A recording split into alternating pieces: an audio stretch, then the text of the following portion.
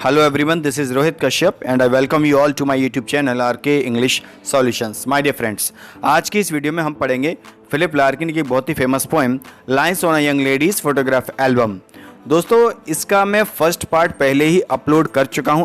अगर आपने हमारी वो वीडियो नहीं देखी है तो मैं डिस्क्रिप्शन बॉक्स में आपको लिंक दे दूंगा, वहाँ से जाकर आप इसका फर्स्ट पार्ट देखें, उसके बाद आप इसका सेकंड पार्ट देखें। मैंने सारी डिटेल इस पोएम की आपको फर्स्ट पार्ट में दे दी है। तो चलिए अब सेकंड पार्ट आज हम शुरू करते हैं। But shows a cat as disinclined and shades a chin as doubled when it is। इसका मतलब है, जैसा कि दोस्तों मैं पहले ही बता चुका हूँ कि जो पोइट हैं इस कविता में वो लेडी विनफ्रेड की एल्बम देख रहे हैं, उनका फ़ोटो देख रहे हैं।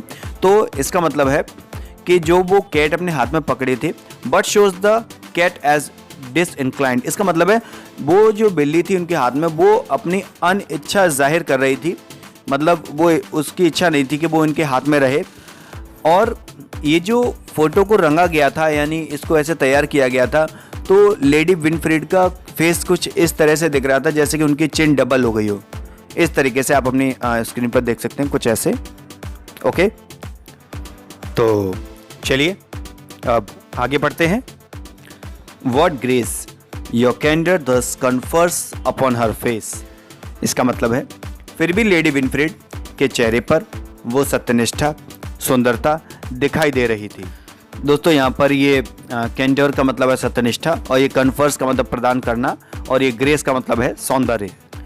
How overwhelmingly perceives that this is a real girl in a real place. तो पॉइंट लेडी विनफ्रेड के चेहरे पर इतना तेज सत्यनिष्ठा और सौंदर्य देखकर इस बात से पूरी तरह सहमत हो जाते हैं कि यही एक बहुत ही इम्पोर्टेंट लेडी, यानी एक फेथफुल, ट्रू, वफादार लेडी, और एक इम्पोर्टेंट पोजीशन है इनकी इस समाज में, इस दुनिया में। दोस्तों, ऊपर की ये जो दो लाइन हैं इस स्टेंजा में, इसमें ऑक्सीमोरन फिगर ऑफ स्पीच का यूज़ किया गया है। मतलब कि पहले तो पोइट को जो कैट थी उसकी अनिच्छा देखकर अच्छा नहीं लग रहा था, लेकिन बाद में फिर लेडी विनफ्रेड के चेहरे पर जो ग्रेस सौंदर्य देखकर उसको अच्छा लगने लगा। तो ऊपर की जो दो लाइनें, इनमें ऑक्सीमोरन फिगर ऑफ स्पीच का यूज़ हुआ है। यहाँ पर दोस्तों ओवरवेलमिंगली इसका मतलब है अत्यधिक, और ये परसीव्ड्स इसका मतलब होता है सहमत होना, एग्री। तो चलिए अब आगे बढ़ते हैं, आगे का स्टेंजा देखते हैं। In every sense empirically true.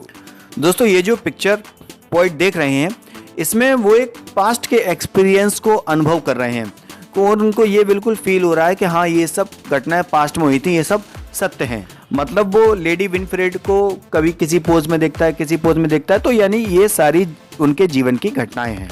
ये दोस्तों जैसे लिखा है एम्पेरिकली, इसका मतलब होता है based on the basis of past experience, मतलब पूर्वकालीन अनुभव और ज्ञान पर आधारित। चलिए आगे देखते हैं। और is it just the past. और पोइट को यहाँ पर ऐसा भी लग रहा है कि ये जो पिक्चर्स हैं, तो उनसे ऐसा फील हो रहा है कि ये जो कहानी है, ये एक प्रेमी और प्रेमिका के प्रेम की कहानी, उसे ऐसा महसूस हो रहा है, ऐसा उसके मन में क्वेश्चन आ रहा है। Those flowers that get these misty parks and motors. इसका मतलब है कि ये जो चीज़ें हैं जो फोटो के बैकग्राउंड में दिखाई दे रही हैं, जैसे फ्लावर्स, गेट, मिस्टी पार्क। मिस्टी पार्क का मतलब है दोस्तों डिम पार्क, जैसे धुंधला पार्क, जैसे कोहरा पड़ रहा हो, मोटर वगैरह। तो ये सब चीज़ें अब जो लेडी विनफ्रेड की जो फ़ोटो हैं, वो इसी तरीके से अपने आप को प्रदर्शित कर रही है। Liquid simply by being you.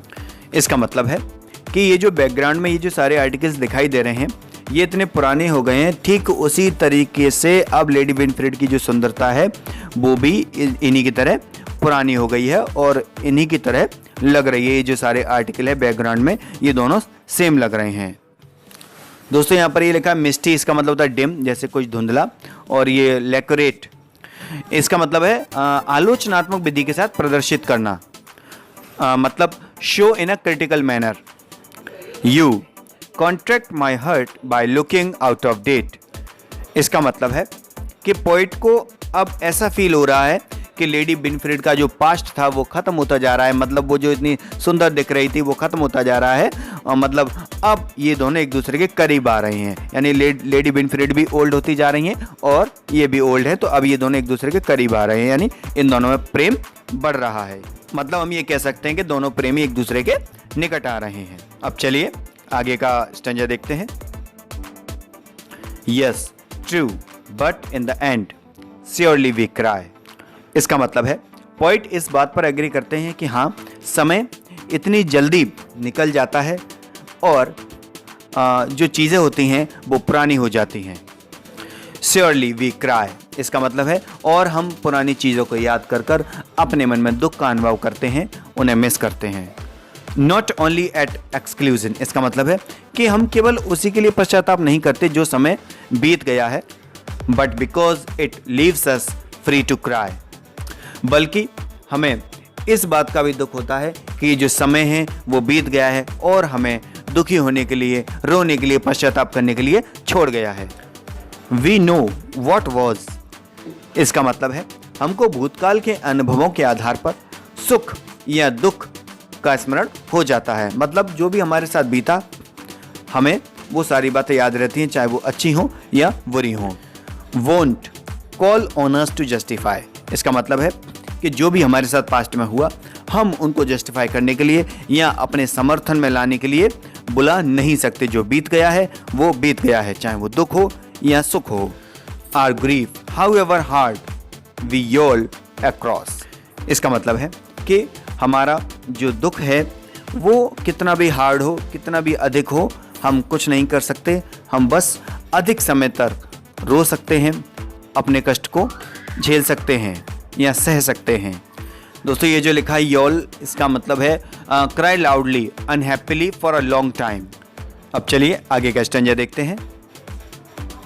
The gap from eye to page, इसका मतलब है पोइट जो अपनी प्रेमिका के फोटोज देख रहा था तो उन फोटो को देखकर उसे भूतकाल से वर्तमान काल तक पूरे समय का अनुभव हुआ, मतलब पहले वो छोटी थी फिर बड़ी होती गई, इस तरीके से उसने जो फोटोज़ देखे उसमें कभी उसको दुख हुआ, कभी अच्छा भी लगा, कभी वो सुंदर भी लगी, कभी ऐसा लगा कि जो बैकग्राउंड में फ़ोटोज़ वगैरह थे वो पुराने हो गए हैं, उसी तरह उनकी सुंदरता ही पुरानी हो गई है ना। चलिए आगे बढ़ते हैं।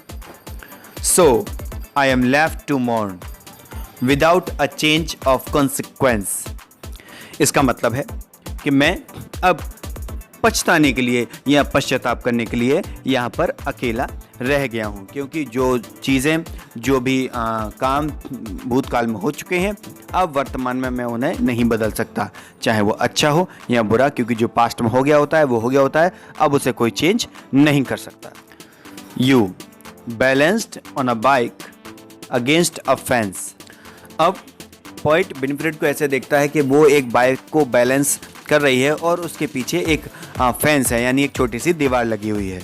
To wonder if you had spot the theft of this one of you bathing to condense, अब अगली पिक्चर में जो लेडी है वो नहाती हुई दिख रही है और ऐसा लग रहा है कि जो पोइट हैं वो उनको छुपकर देख रहे हैं, मतलब बहुत दूर से छिपकर देख रहे हैं। तो ये जो सारा दृश्य है उन दोनों के प्रेम को बयां कर रहा है।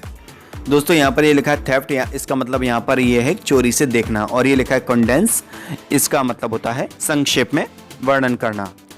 तो अब चलिए इसका लास्ट स्टेंजा देखते हैं इस पोएम का। In short a past that no one now can share, इसका मतलब है पोइट के अनुसार वर्तमान काल में कोई भी पर्सन भूतकाल में हुए अनुभवों में भागीदार नहीं बन सकता। आई मीन टू से the poet asserts that no other person can share at present the experience of the past, no matter who's your future।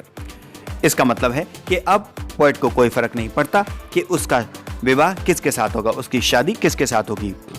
काम एंड ड्राई, इसका मतलब है कि उसका जो भविष्य है वो कैसा होगा, नीरस होगा, रस से भरा होगा, अच्छा होगा, बुरा होगा, अब इससे कोई भी मतलब नहीं है। It holds you like a heaven, यहाँ पर पोइट ये कहना चाहते हैं कि जो प्रेमी होता है उसे अपनी प्रेमिका एक सुंदर परी के समान लगती है, चाहे उसकी शादी किसी से भी हो, ये कोई मैटर नहीं करता। And you lie unvariably lovely there, इसका मतलब है कि उसकी प्रेमिका हमेशा बहुत सुंदर लगती है और लगती रहेगी, जैसे वो पास्ट में सुंदर लगती थी और आगे भविष्य में भी इसी तरह सुंदर लगती रहेगी। Smaller and clearer as the years go by. इसका मतलब है कि ये जो फोटोग्राफी हुई है, इसी फोटोग्राफी की वजह से उसका टू से जो लेडी है उसकी लाइफ हमेशा एवरग्रीन रहेगी, फ्रेश रहेगी। पोएट ये जो पिक्चर्स देख रहे हैं, इसमें लेडी विनफ्रेड पोएट से छोटी दिखती हैं। तो जैसे जैसे समय बीतता जाता है सारी चीज़ें क्लियर हो जाती हैं, सब कुछ समझ में आ जाता है कि उनके जीवन में क्या हुआ था, उनका नेचर कैसा था। ये पिक्चर से पोएट को सारी नॉलेज मिल जाती है, जो भी फ़ोटोज़ पोएट लेडी विनफ्रेड की देखते हैं। और दोस्तों अंत में पोएट ने उस महिला के चित्रों वाली उस एल्बम को एक दैविक वस्तु समझकर अपार भावनात्मक आनंद का अनुभव किया। तो दोस्तों उम्मीद करता हूँ ये पोएम आपको समझ में आ गई होगी। अगर फिर भी आपके मन में कोई डाउट हो तो आप लोग हमें कमेंट बॉक्स में ज़रूर लिखें। तो चलिए मिलते हैं अगली वीडियो में। Thank you.